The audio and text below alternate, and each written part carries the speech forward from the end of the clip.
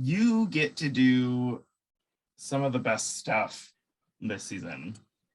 And I'm obsessed with The Flight Attendant. I think I probably shouldn't admit how much I love it. It was my favorite show last year. I think that what this season does is it takes all that really fun, cool energy and it makes it way more personal. Not expecting. So thank you for taking the time to talk to me.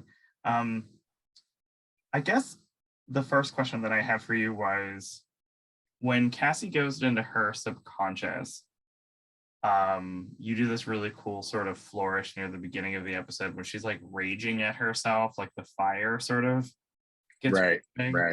I guess for that sort of space, like how much freedom did you feel there? And I guess like how do you not sort of, I can't think of the right word, how do you not go far with it? Too far with it? How do you not go too far, go overboard? Because you can do anything in that space, really.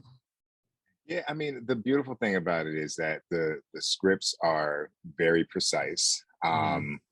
The showrunners this season, it was Steve Yockey and Natalie Chaidez. They leave room for you to interpret. And there's a lot of conversation about where that room may be and where it's not, because they're explaining to you what the motivations are for Cassie and for the season in general. You know, like there are, not to get ahead of it, but even, you know, at the end of 205 of Drowning Women, we introduce a new Cassie. You know what I mean? So like I had to be brought up to speed onto what that meant and how that would be filtered into the rest of the, you know, the 3 remaining episodes. So we had talked on set about the flourishing or the flourishes of the now I can't think of words, of the fireplace. There you go. Fireplace. Not the biggest word ever. The flourishes of the fireplace being an opportunity to kind of underline some of the emotional moments that are happening for Cassie. I had forgotten how well, first of all, that space itself is like gorgeously decorated, and it's sort of, I love how the show, everything is so pretty and so ornate, but also there's like a real like ugliness underneath it, which I really liked. Well, I was curious, how much did you actually know about how the series ended and like who was who and stuff like that? Just because I wanted to ask, I thought Marco was involved the entire season. I was like, I'm so smart, I know what's going on. It turns out to be, they don't even really introduce anything sinister with him. So I myself made him a red herring when he wasn't. But I wanted to talk about the scene between him and Cassie at the beginning, where she has that horribly gut punching line, I guess I forgot about you. And since that is a personal relationship that she has built in this year of sobriety, I was wondering how you directed your actors to really make that a huge gut punch. Because even though I knew the line existed, when I watched the episode again, it was like, ugh, that's the meanest thing you can say to anybody. Yeah, I mean, it's painful. You know what I mean? Like, it's painful to watch. To your first point, I think what's so great about the show is that because there's so many shape-shifting characters, you know, allies become enemies. You know, you have so many different caves that Cassie has to maneuver through.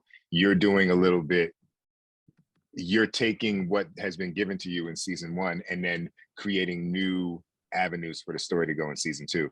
I had the very same questions about Marco when I read the script, because I was like, okay. And you know, and I think that's probably driven by the whole Buckley of it all of season 1. So that's a very kind of logical assumption to make. And so I was I had a few questions about a couple lines in there. Like, I think it was even scripted that he, there was like a little bit of a flash of anger as she was dumping him and telling him that she had forgotten about him. And I was like, oh, is that the Flash? That means, there's something more to him. But for the scene itself, I've learned that I like to watch what actors do. I like to have a great deal of notes. I mean, moment to moment emotional motivations, at least as far as how I perceive them. So I can have that in my back pocket should there be a need for maybe maybe I can kind of offer this idea into what this talented actor is doing. But for that scene in particular, I mean, it was really, I was just like, all right, well, let me get another one, let me get another one for camera. Or, there's a kind of motif to the show where you have these slow push-ins to Cassie as she begins to hyperventilate. That might have been something I spent a little bit of time on just to make sure the timing of it was what I was looking for as far as a camera move.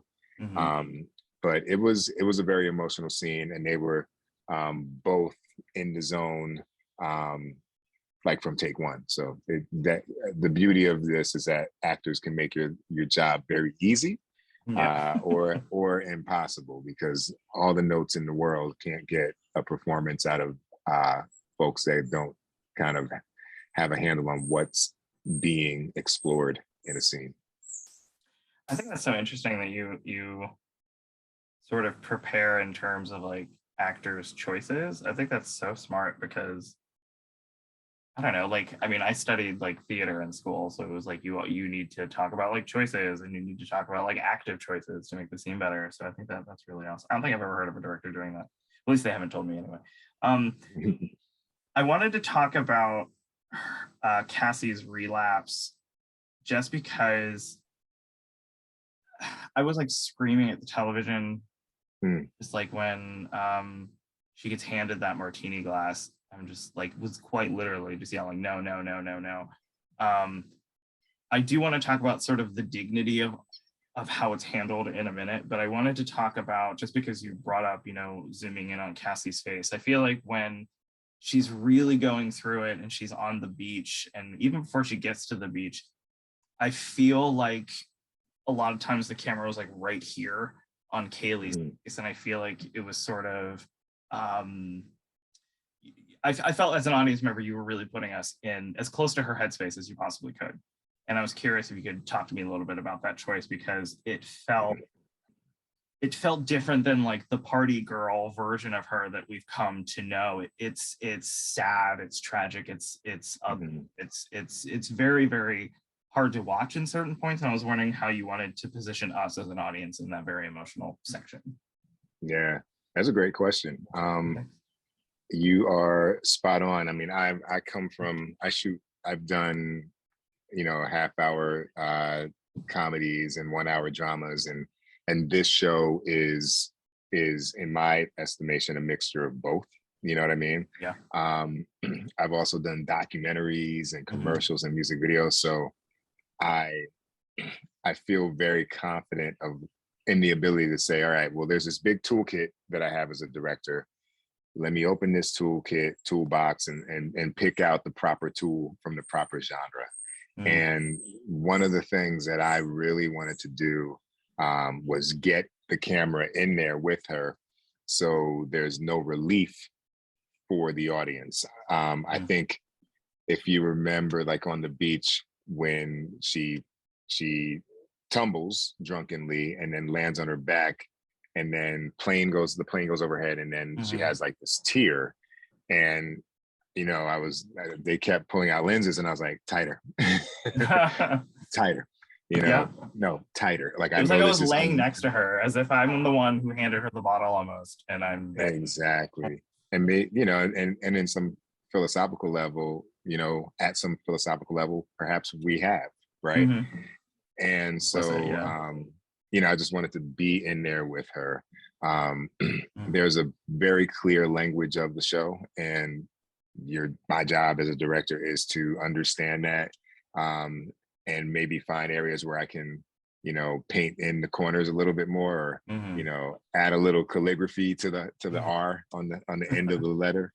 And so I felt like doing that was an opportunity to communicate something that's unique to the season, because everything that she's going through has been, well, it's been predicated on a lie, you know, and it's something that she's, it's an unraveling of everything, who she wants to be to herself, who she is to the world, you know, to these people that she's beginning to build relationships with.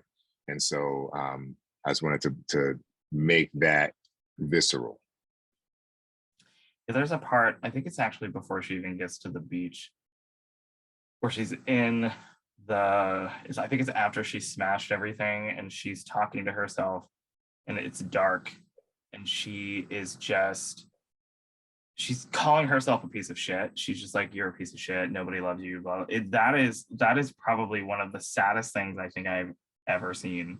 And it's just like something about the choice of her even being alone in the dark. It's just sort of like she can't escape herself. It's I don't know, it's pretty sad. It's sad, yeah. Well, and so you were saying the language of the show. I've had like arguments with many a person about the tone or the genre, what it is, because I believe the show has a very like black comedy heart, and it's but everything around it tends to be like kind of dramatic and sad sometimes, not all the time. Right. And I don't know, I think a show that can bounce around like that and sort of defy the trappings of a tone binary, I think is very admirable and fun. So it makes the show fun. Sorry, I lost my place. I'll add to that though. I feel like I was asking someone at HBO Max, like, well, what makes something on HBO Max different from something on HBO? And what they told me was that HBO Max is popcorn forward. And I thought that was a really good distinction, because so when you take that and then apply it to this particular show, you've got action scenes where you're like, oh shit, you know, like, you know what I mean? Like like things are really interesting. Or you walk a tone tightrope long enough to show that you really are, you know, appreciative of the dramatic impact of what's happening narratively. But then you have a line like, you know, F you sand, when she stumbles out the car, which just pulls the air out of it enough to give you some relief in a way that you wouldn't get if you were watching, you know, Mayor of Eastwick? Mayor of Easttown, Mayor of Easttown, yeah. So I think that's part of the DNA of what they're trying to do. Yeah, I've been fortunate enough to talk to, you know, a bunch of people from the show, both last time and this time, and I ask everyone about like what they like about the tone so much, just because it just gives you more to play with. Like something can be hilarious in a you know, gut-wrenchingly dramatic scene, and something can be horribly dramatic in a comedic scene. I don't know. Right. So I wanted to ask about, there's a scene between Cassie and Grace. For some reason, the line, I don't like a lot of people, stuck out to me. And I was curious if you could tell me if you knew at that point when you were directing it, the sort of what is revealed at the end of the season. And if you did, like, how did you kind of push and pull with that scene, just because I think that's one of the last scenes that they have together before like the big reveal, I think, an episode. Right. Yeah. Right. Yeah. I mean, what I knew, and that line was from Grace, right? And so like she's kind of, you know, May has her own kind of style of acting, which is really interesting. It's a unique rhythm. It really is. It's a unique rhythm, and it allows you to, you know, apply different narrative options. Like, you know, where is this going? What does it mean when they're just playing it with this kind of, you know, tone that's kind of hard to read. But at that point, I did know, to answer your question, I did know where it was going. Okay. And it was, for me, just trying to live in the awkwardness of how they interacted, you know, because when with Cassie's world falling apart, this is whom, you know, she sought to be with, Yeah. and found some solace and some open arms. And I think it just kind of, you know, made for, it was another misdirect, I think, just having, but keeping it interesting by having it be such a unique personality. The thing that I love about that character as sort of like a script and a directorial device in the show this season is Grace is the first person that Cassie suspects. And they're sort of like, they sort of prove it later. Like, no, it's not her. But it's, I feel like that thematically sort of is, you know, Cassie trusting her instincts and her intelligence. And I think that is sort of miles away from where she was in the first season. And I think that is so, I was so like happy that was a reveal at the end of the show, just because I just think character-wise for Kaylee Cuoco's character, that I feel like that shows growth in a weird way. Okay. And it's like, maybe she's cut out for this CIA business after all. Right. Who knows? I gotta ask about the synchronized swimming sequence. I love the editing there. I like something about the editing feels, just because it's part of her brain, it's like a jaggedness to it. There's a of how the sound gets loud and quickly fades out. It's a very opulent sequence. Obviously something that's inside her head. I guess with the sequence that is so absurd but grounded in sort of an emotional reality. What was the biggest challenge there? So, gosh, I mean, the fun challenge of it was taking, you know, a couple lines on a page and interpreting it, collaborating with other people, and finding something that emotionally accomplished what those few lines did, right? If I remember, it was, you know, more or less, it was like, you know, she sees a Busby Berkeley-esque synchronized swimming, you know, thing. Yeah. And so that didn't say what the swimmers were doing. You know what I mean? It didn't say how she came to actually see them. And it didn't have all the kind of specificity that we were able to find as we prepped. So, you know, in researching or re-watching Busby Berkeley, because I'm a film school guy, so I had watched these films at NYU.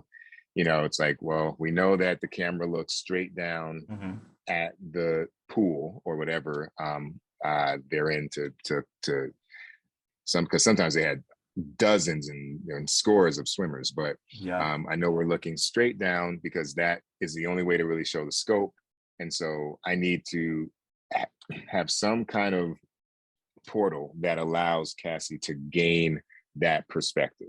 So that was where, with Nina Ruscio, the production designer, who not only made the Mind Palace look brilliant and all the other sets, but we worked to figure out this, you know, narrative opportunity. We figured out that we have this portal, and then I just wanted to be able to drop the camera down to establish a high angle look. I felt you would buy it. I felt that would be enough. And then Brittany Parks, who had worked on Glee, and Jess Myers, who was a producer on the show, she had worked with her before.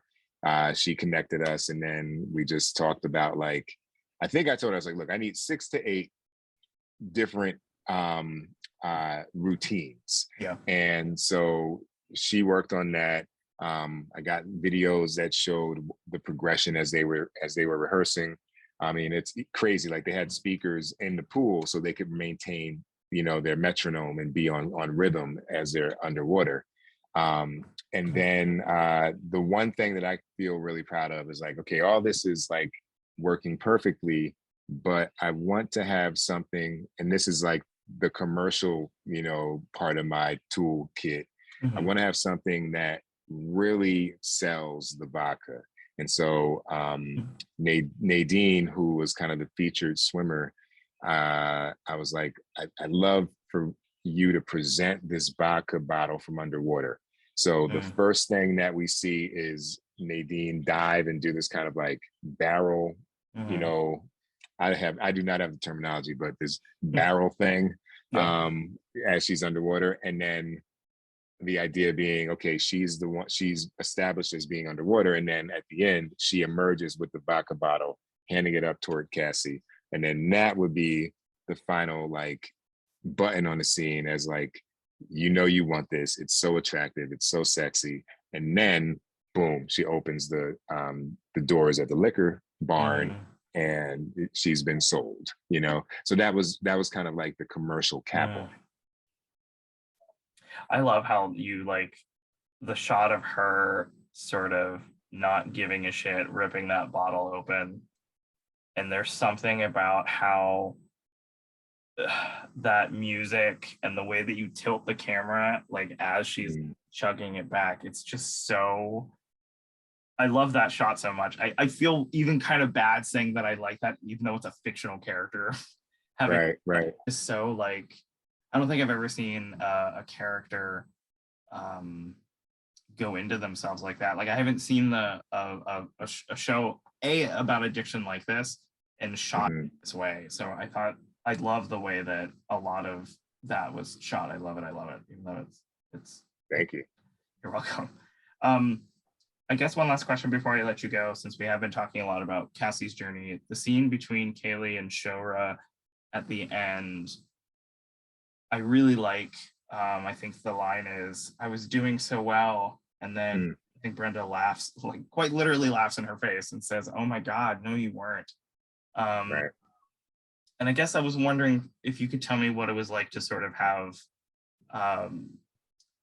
patience as a director, to sort of show patience for characters and sort of the rock bottom beginning of another sort of journey for this character.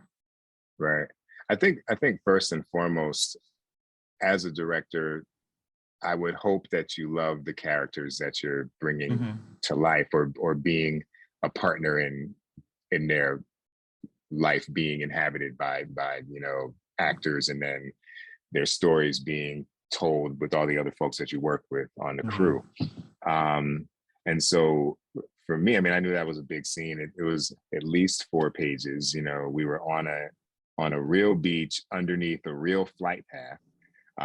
So the kind of location that you would not pick normally, but we really, my take was let's have the real planes. Let's deal with, you know, if you both want to take time and wait for a plane to get further away so you can then continue talking, I think that's awesome. I think that's going to be real, and I don't want this to be overproduced. And so yeah, I mean, again, it kind of goes back to the first question. Like when you work with pros, you get out the way and you're there to, like, you know, keep them and encourage their professional, you know, abilities that, you know, are already there. So I think, yeah, just kind of finding the space and the rhythms in that scene were fun for me, because I want those 2 people to have a proper nuanced portrayal. You know, one thing that was also fun, and or not, it's not fun, but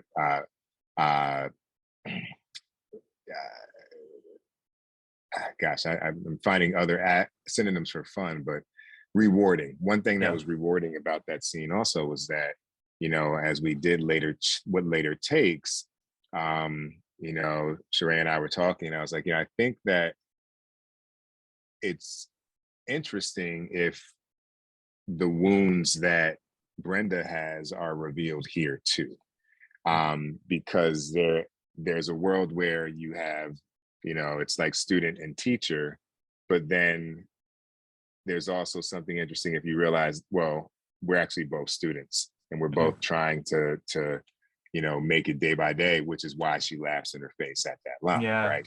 That's in many ways, when people are giving advice, they're also talking to themselves. So yeah, that was a rewarding, opportunity to work with two really great actors. Yeah, I'm so glad that you said, they're both students, because it is a reminder to the audience that while Brenda is farther along in her sobriety, it's Hmm. real reminder that like it never stops, even though one's a sponsor, Right. not. Yeah, Okay. that's why it's always about how many days, right? Mm-hmm. Day one, day 365, or day 12,409, Yeah. same journey. Yeah. Okay. Well, thank you so much, Pete, for your time. I'm obsessed with the show. Thank you. I'm so glad that you got to do this episode, because I feel like it's a really pivotal episode, and I feel like a lot of the choices that you made are done with a lot of care and a lot of respect for the characters. I just think it's a really fun, great, dramatic episode. So thank you. Yes, thank you, Joey. I Yeah, appreciate thank it. you. Thank you for your Well, time. yeah, thank you. Stay safe and have a good rest of your day. You too. Thanks. Bye. All right.